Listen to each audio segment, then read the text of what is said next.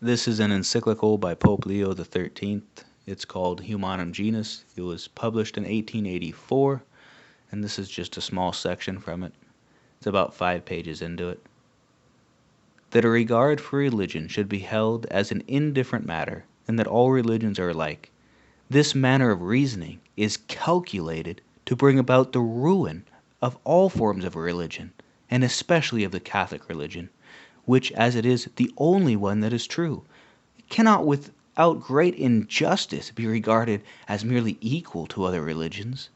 But the naturalists go much further, for having in the highest things entered upon a wholly erroneous course, they are carried headlong to extremes, either by reason of the weakness of human nature, or because God inflicts upon them the just punishment of their pride. Hence it happens that they no longer consider as certain and permanent those things which are fully understood by the natural light of reason, such as certainly are the existence of God, the immaterial nature of the human soul, and its immortality. The sect of the Freemasons, by a similar course of error, is exposed to these same dangers. For although in a general way they may profess the existence of God, they themselves are witnesses that they do not all maintain this truth with the full assent of the mind or with the firm conviction, neither do they conceal that this question about God is the greatest source and cause of discords among them. In fact, it is certain that a considerable contention about this same subject has existed among them very lately. But indeed the sect allows great liberty to its votaries, so that to each side is given the right to defend its own opinion, either that there is a God or that there is none. And those who obstinately contend that there is no God are as easily initiated as those who contend that God exists, though, like the pantheists, they have false notions concerning him. All which is nothing else than taking away the reality, while retaining some absurd representation of the divine nature. When this greatest fundamental truth has been overturned or weakened, it follows that those truths also which are known by the teaching of nature must begin to fall, namely, that all things were made by the free will of God the Creator, that the world is governed by providence, that souls do not die, that to this life of men upon the earth there will succeed another in an everlasting life. When these truths are done away with, which are as the principles of nature and important for knowledge and for practical use, it is easy to see what will become of both public and private morality. We say nothing of those more heavenly virtues, which no one can exercise or even acquire without a special gift and grace of God, of which necessarily no trace can be found in those who reject as unknown the redemption of mankind, the grace of God, the sacraments, and the happiness to be obtained in heaven. We speak now of the duties which have their origin in natural probity, that God is the creator of the world and is provident ruler, that the eternal law commands the natural order to be maintained and forbids that it be disturbed, and that the last end of men is a destiny far above human things and beyond this sojourning upon the earth. These are the sources and these the principles of all justice and morality. If these be taken away, as the naturalists and Freemasons desire, there will immediately be no knowledge as to what constitutes justice and injustice, or upon what principle morality is founded. And in truth, the teaching of morality, which alone finds favor with the sect of Freemasons, and in which they contend that youth should be instructed, is that which they call civil and independent and free, namely, that which does not contain any religious belief. But how insufficient such teaching is, how wanting in soundness, and how easily moved by every impulse of passion, is sufficiently proved by its sad fruits, which have already begun to appear. For wherever by removing Christian education the sect has begun more completely to rule, their goodness and integrity of morals have begun quickly to perish. Monstrous and shameful opinions have grown up, and the audacity of evil deeds has risen to a high degree. All this is commonly complained of and deplored, and not a few of those who by no means wish to do so are compelled by abundant evidence to give not infrequently the same testimony.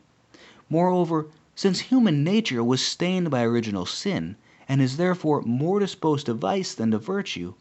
For a virtuous life, it is absolutely necessary to restrain the disorderly movements of the soul and to make the passions obedient to reason. In this conflict, human things must be very often be despised, and the greatest labors and hardships must be undergone in order that reason may always hold its way.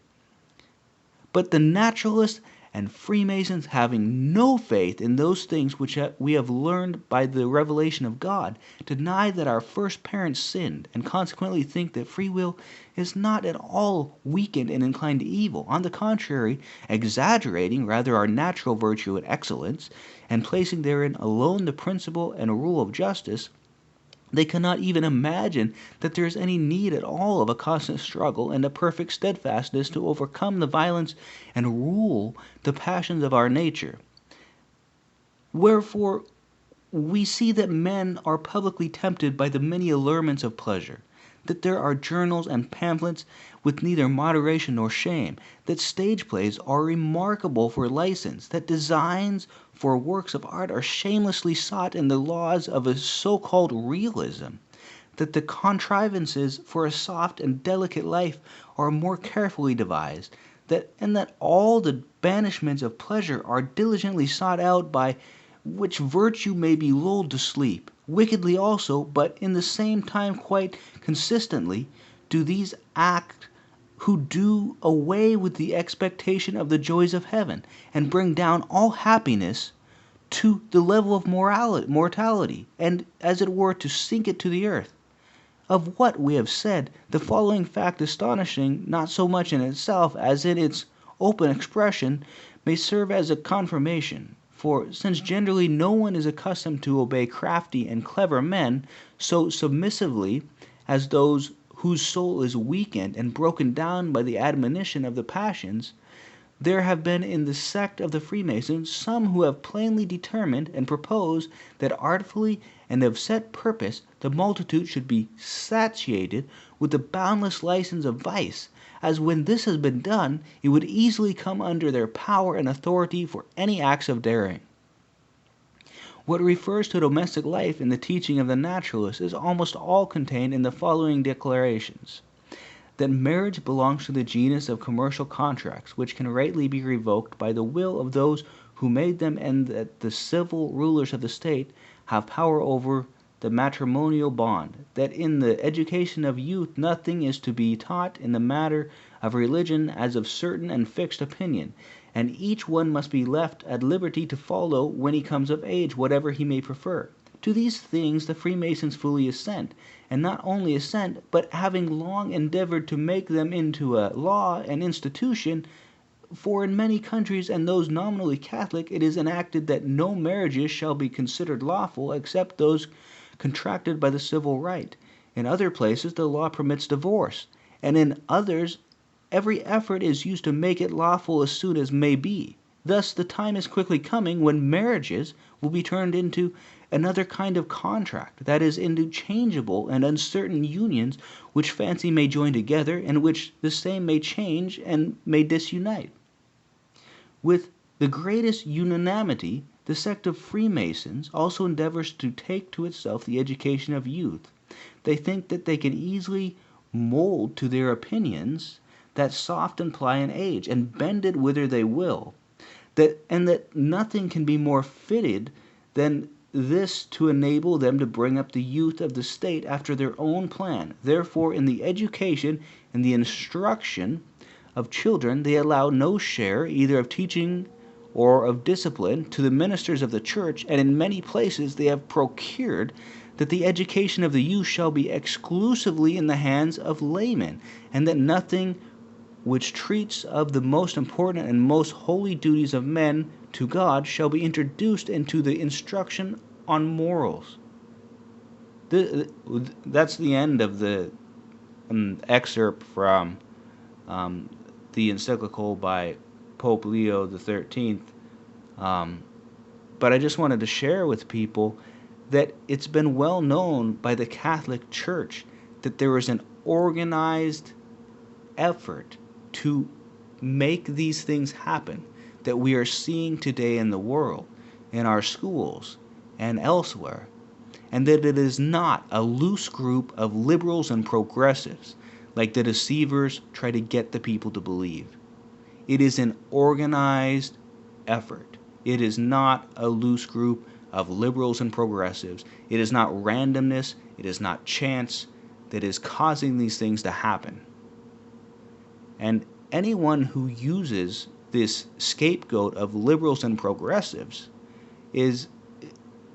at least deceived and at most a deceiver. And I would hope that, anybody with any kind of Catholic education would, of course, know that it is an organized effort, and it is not randomness, and it is not a loose group of people who are causing these things to happen in the world, but it is an organized effort. And to have any kind of authority in the Catholic Church and to not call out the Freemasons for their atrocities is unspeakable.